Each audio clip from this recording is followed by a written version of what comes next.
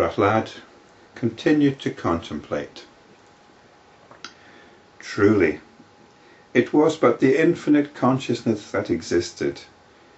How has this finite, limited ego sense arisen in it without any justification and support? What has given rise to the delusion which expresses itself in statements like, "This is you," and "This I am"? What is this body, and what is bodilessness? Who lives, and who is it that dies? We've just been hearing about the glories of the infinite self. This is our intrinsic nature, non-different from everything which arises within it. So how come we've got caught up with these limited notions of personal identity? Surely my ancestors were of little understanding in that they abandoned this infinite consciousness and roamed this little earth. It's something that we learn. We learn to identify with this limited notion of personal identity. It's something that's taught from generation to generation. What comparison is there between the vision of the infinite and this fearful vanity known as worldly glory, which is full of dreadful desires and cravings? This vision of the infinite consciousness is pure and is of the nature of supreme peace, and it is surely the very best among the visions that are possible in this universe. I salute my own self, which is the indweller in all beings, which is a consciousness freed from objectivity or conceptualization, and which is the intelligence in all beings. I salute my own self. It's a slightly archaic way of expressing things. It might be best to say, I acknowledge my own self. I acknowledge, respect and delight in my own self, which is in the indweller in all beings. It's freed from objectivity, which means the tendency to create notions about objects and things, and conceptualization. And it's the intelligence in all beings. It's that which allows us to be aware, to question, to practice self-inquiry. I am the unborn in whom the world appearance has vanished.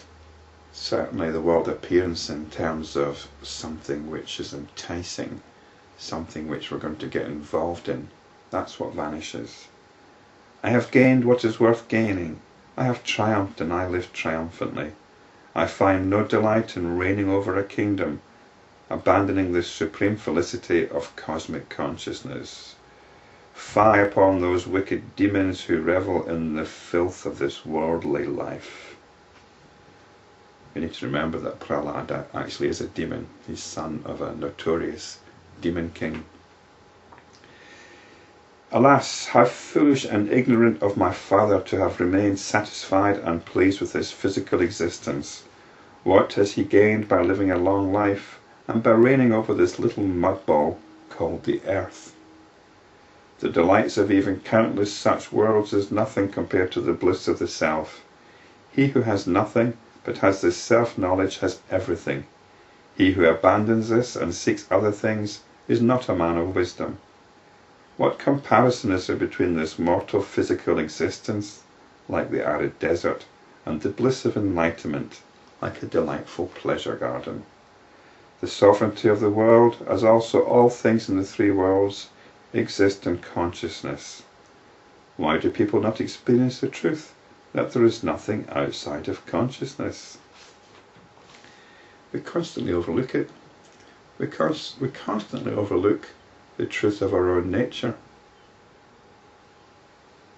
I think the analogy I used before was like driving a car without realizing you're driving the car. Your mind is constantly focused on the things you're seeing and where you're going, the end of your journey, but you don't think about the car at all. You just take it for granted. It's not a very good analogy because what we're overlooking is far more important than a car. But it shows how we've got this tendency to do this, to take air, things like air and breathing for granted. We take our own awareness for granted. We're not aware of our own awareness. We're not aware of the nature of our own awareness, the extraordinary nature of it. It's the awareness which allows us to do anything. It's the awareness which allows us to act, to think. It's the awareness by which we're alive. And yet we overlook it constantly. We just don't acknowledge it. We don't see it.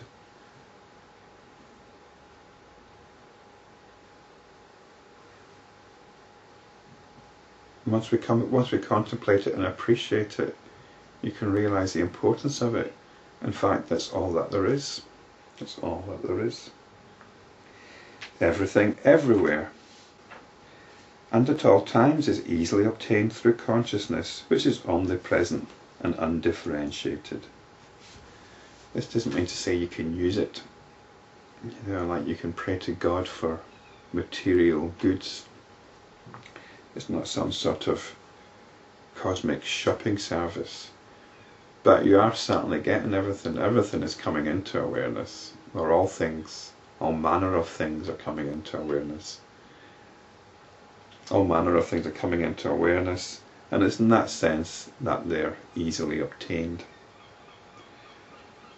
The light that shines in the sun and the moon. This is the sort of thing we're talking about. The energy that animates the gods, the intrinsic characteristic of the mind and the elements, the qualities and the faculties that exist in nature, like that in space which permits aircraft to move in it, and the infinite variety of the manifestations of energy and intelligence are all the expansions and the functions of the one cosmic consciousness, which in itself is undivided and unmodified. Even as the sun shines in all things without distinction, this cosmic consciousness illumines all things without distinction, instantly and spontaneously as the very self of all things in the universe.